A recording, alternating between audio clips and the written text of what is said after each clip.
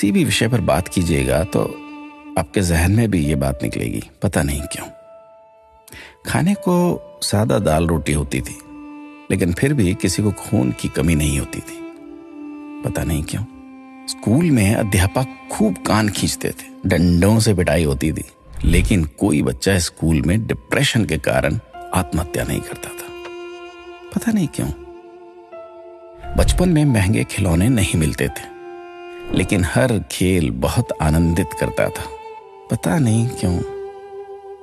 घर कच्चे होते थे, कमरे कम होते थे, लेकिन माता पिता कभी वृद्धाश्रम नहीं जाते थे, पता नहीं क्यों।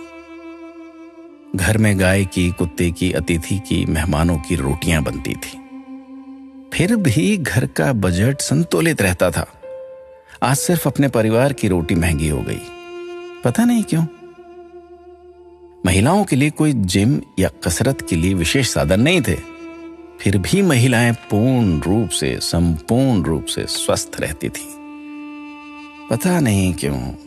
भाई भाई में, भाई बहनों में अनेक बार खूब झगड़ा होता था, आपस में कुटाई तक हो जाती थी, परंतु आपस में मन मुटाव कभी नहीं होता था, पता नहीं क्यों।